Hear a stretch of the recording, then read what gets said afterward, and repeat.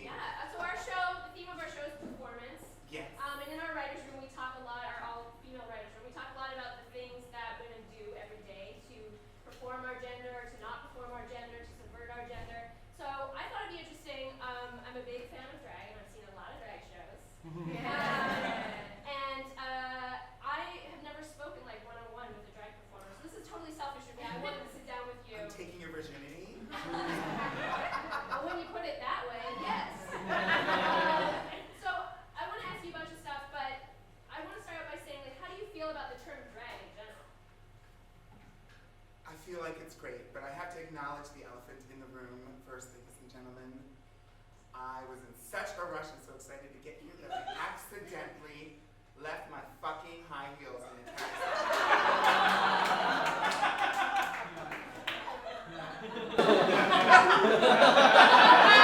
So, from this moment on, I know this is taped, I'm going to ask that we just react to everything I do as if I'm wearing high heels.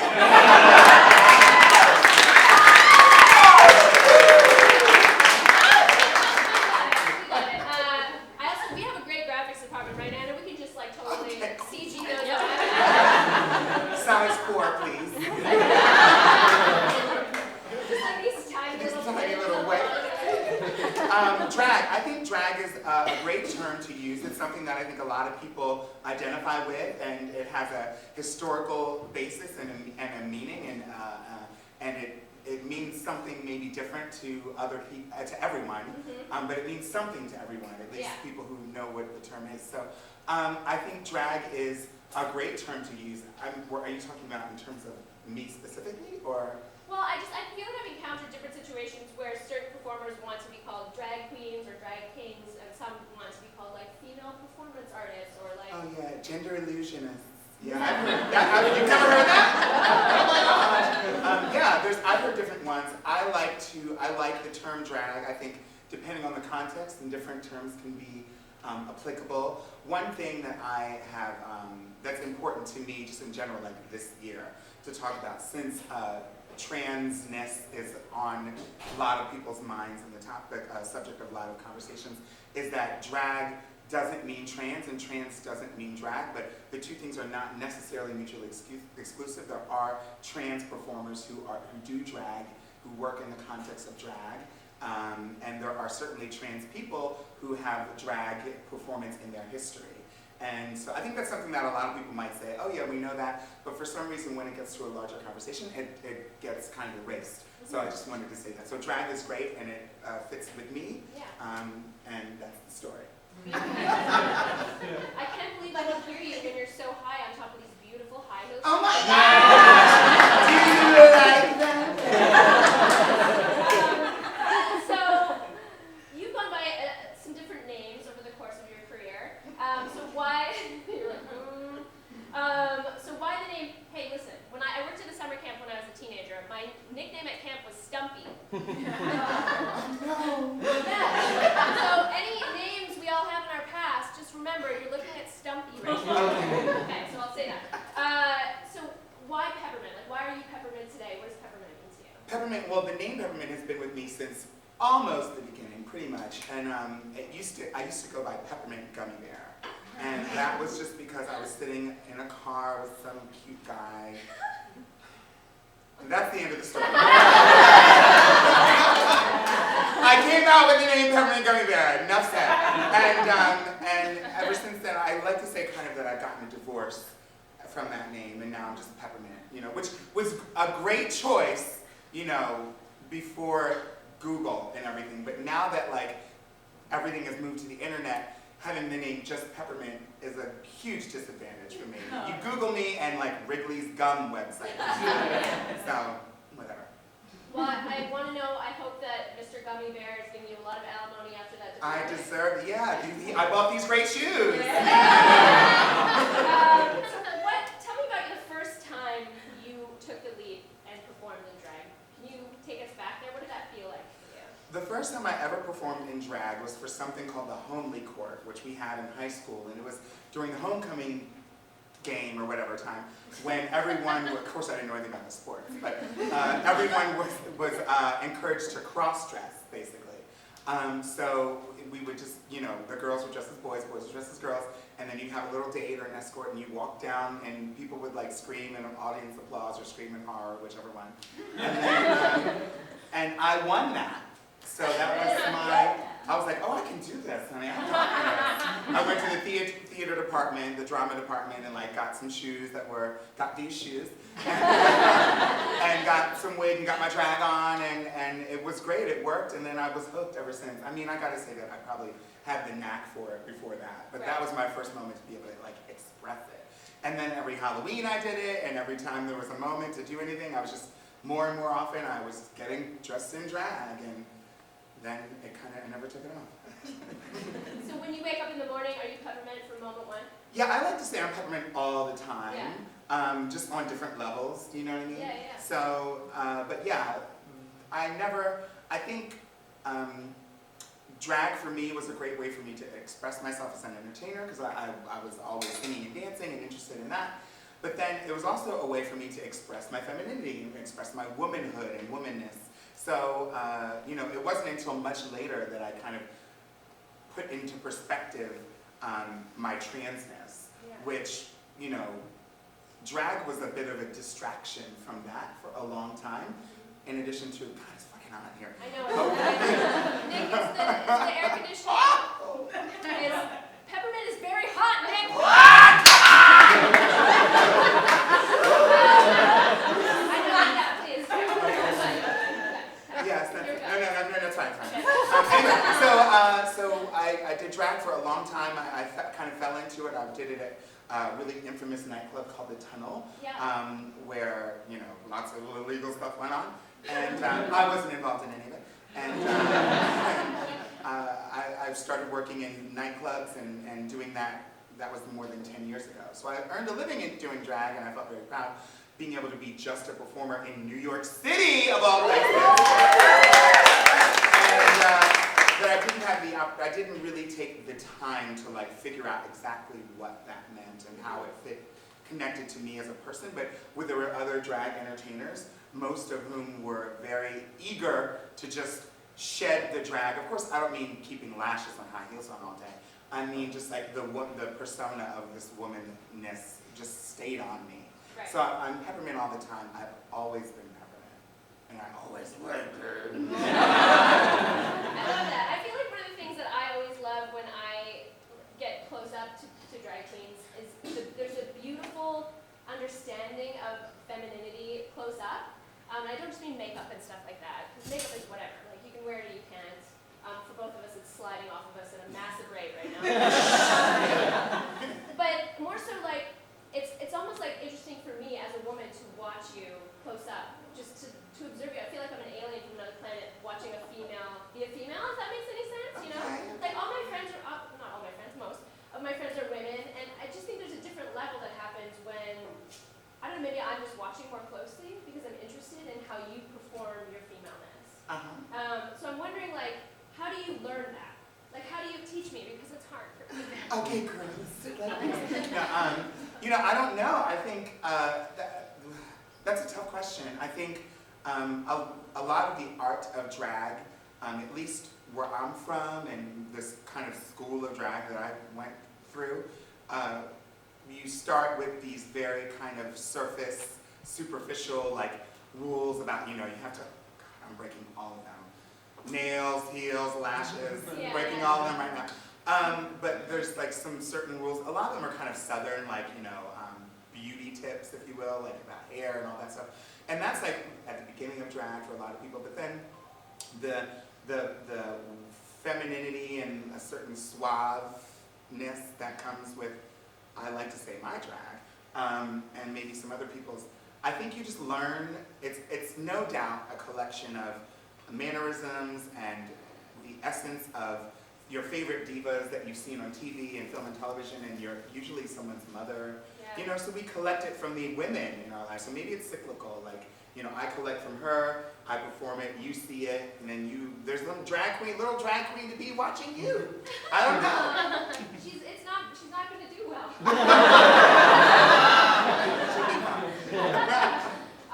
That's cool. Yeah, you mentioned the Tunnel before. So the Tunnel was like an iconic gay nightclub in New York City, a huge part of gay culture, and it closed in 2001.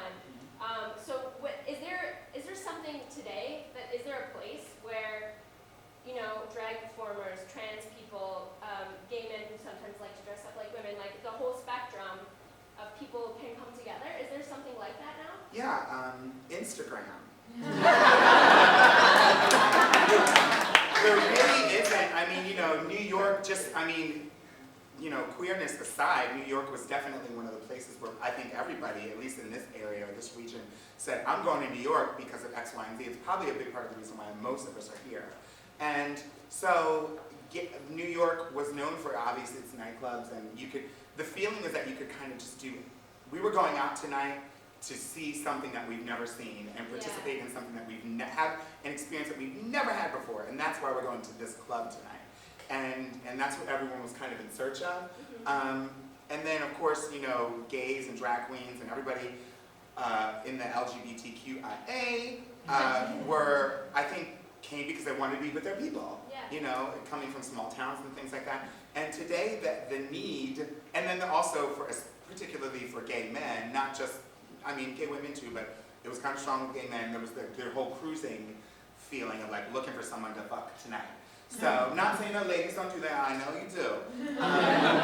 But that was kind of forefront. So, stick around, shut off the lights!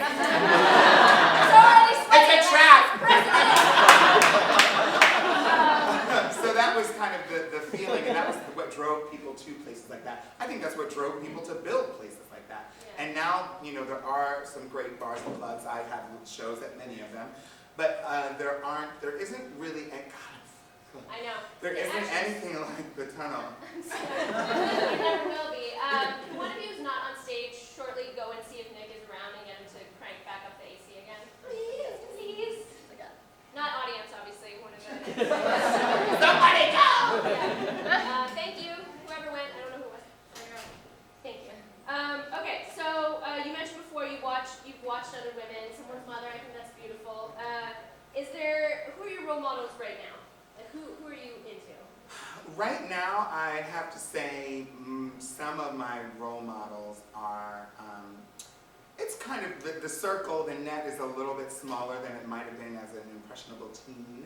I think right now I'm looking for maybe some obvious reasons. You know, some of my role models are people like Laverne Cox. People like, I guess I'll always have to say my mother.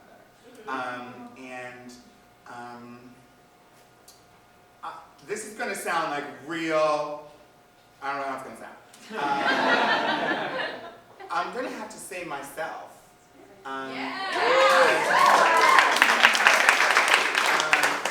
I think, especially when, I mean, you know, the trans narrative, the drag narrative, the performer narrative, and I think honestly, really the human narrative is we spend so much time having experiences and learning and doing things really just to become the person that we've always been meant to be.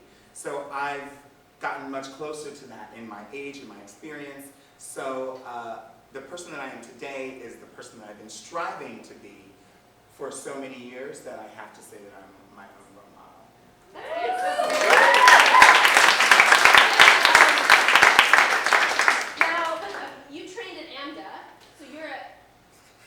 Oh yes, I did. So you have classical theater training in some sense. I do.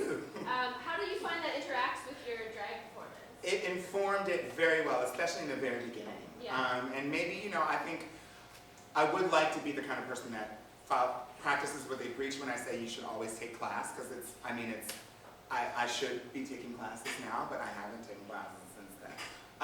But it was great. Like it really helped me take the final few steps. I had some of the, maybe what I like to call raw talent, and then it helped me take those final few steps to get to achieve my goal in terms of like really communicating with the audience and making that connection.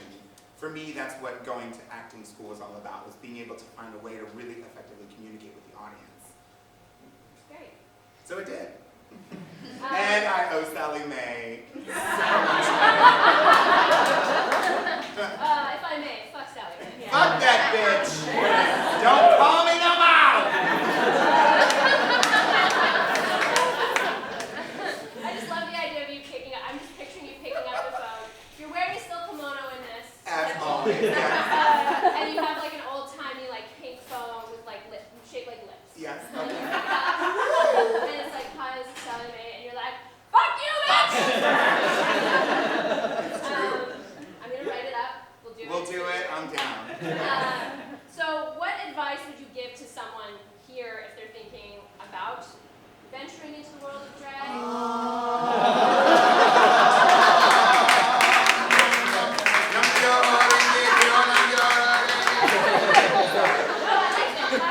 My eyes started to roll back in my head. I mean, you're in a room full of, at least half of this room is women who love to put on mustaches and wigs. Yeah. So yeah, what advice do you have? For future drag performers, Yes. I say, don't do it, honey. No, do it.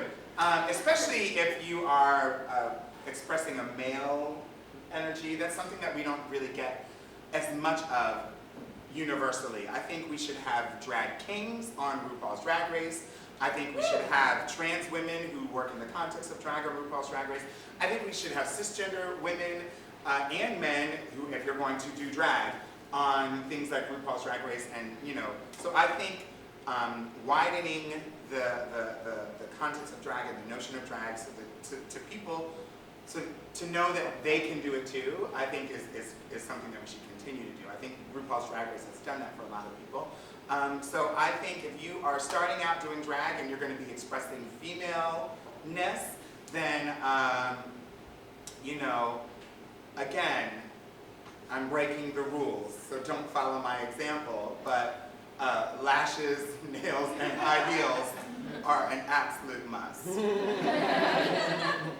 tonight, but for you they are. That's great. So where can people see you if they want to watch you perform? Yeah, I have lots of shows. I travel a bit, but then when I'm here in New York City, I have some weekly shows, a place called Therapy on 52nd Street in Hell's Kitchen.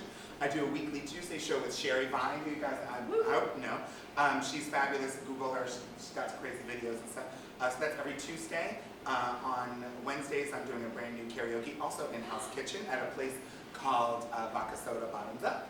And on Thursdays, I host the fiercest queer hip hop party in the land at a bar called The Ritz. And that's all night long from 11 until like way too late. So those are my weekly shows in New York City. And then on Mondays, I'm in Fire Island and Cherry Grove for the summer at a place called the Ice Palace, which burnt down, but it's there. My show was on fire!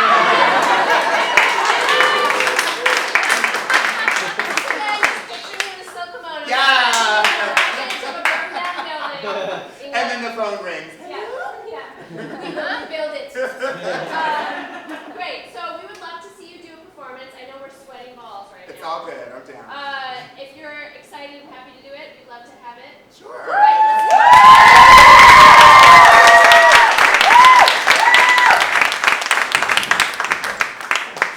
This is Tangled. Yay! Don't kill yourself, because that'll be on me forever. I'll be the feminist show host who killed the drag queen. I knew it! Nobody gets that.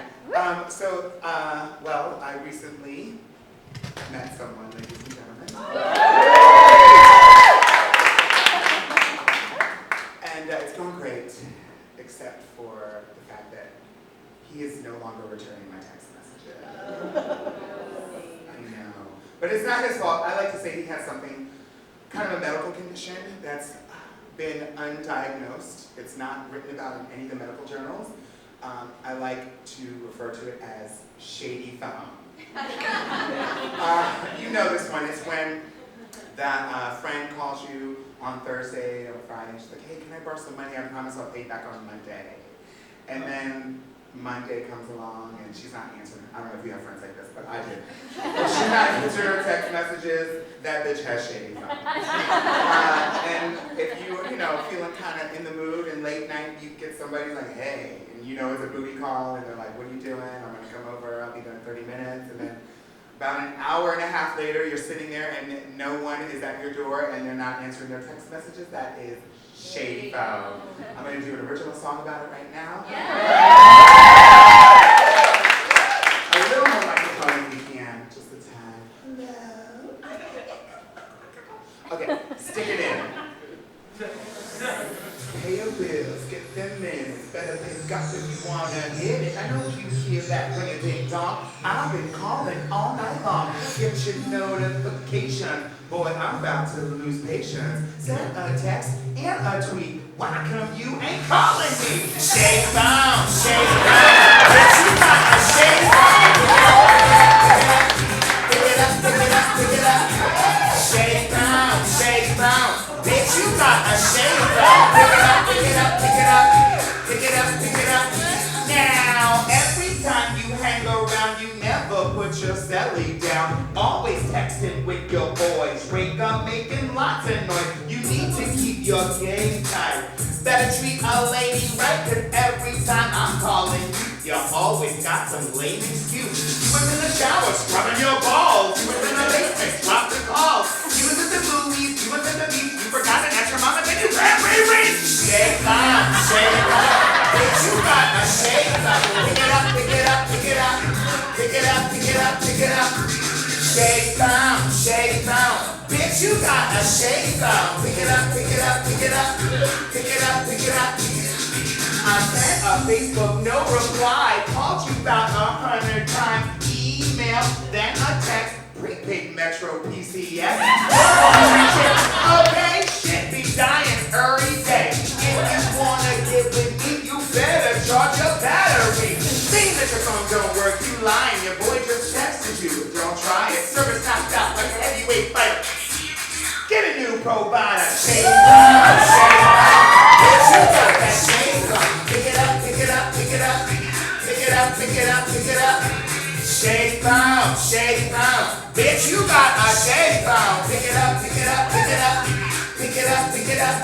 I be on that smartphone. You be on that dumb phone. On that phone, he made me phone. Bitch, you got a shady phone. I be on that smartphone. You be on that dumb phone. Bitch, you got a shady phone.